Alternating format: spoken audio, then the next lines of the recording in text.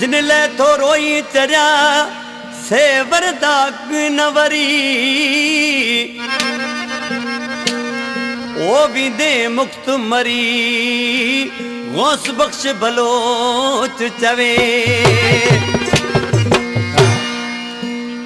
आज को रोए पे सरेआम दोस्त उनके चवण लगा चरिया रो न जेके छॾे विया से कोन वरिया पर ॾिसी केर त सां सम्झाइनि पिया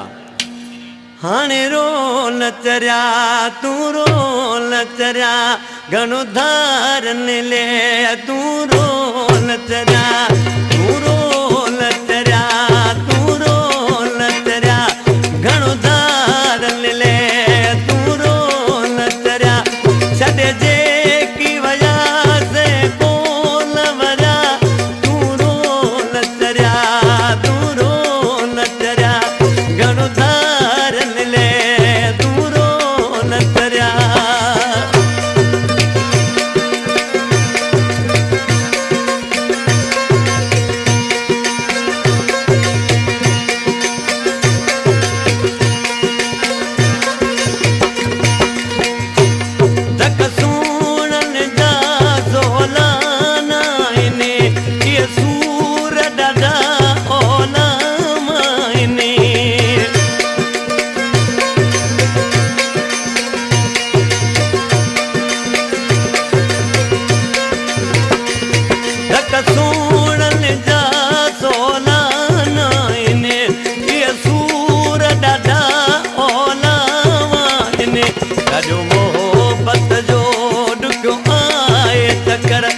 मरी माण्हू वञा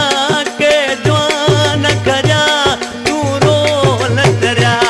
तू रो न चरिया घणो धारन ले तू रो न चरिया छॾे जे की वजह से कोन वरिया तू रो न चरिया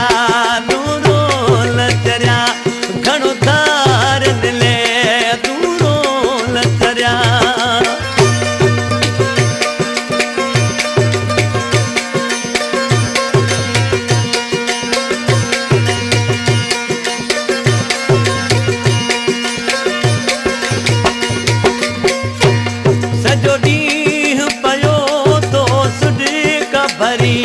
जो तो जिंदगी पंजी बर्बाद करी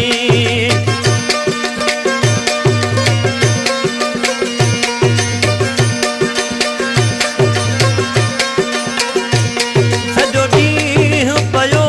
तो सुध कबरी जो तो जिंदगी पंजी बर्बाद करी कुछ सोच वदा तू साणो थी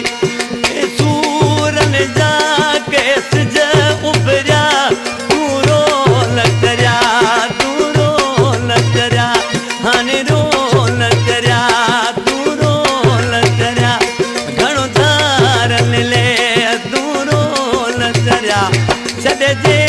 की वजह से कोन वरिया तू रो न चरिया तू रो न चरिया घणो धारन ले तू रो न चरिया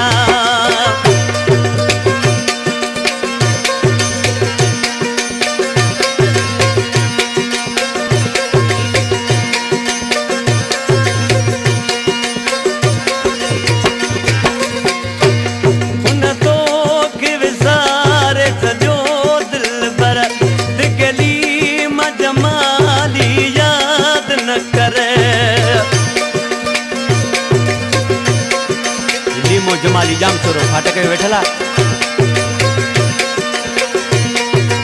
ओ के विसार सजो दिल बर गली में जमाली याद न करे रही के में वफाई का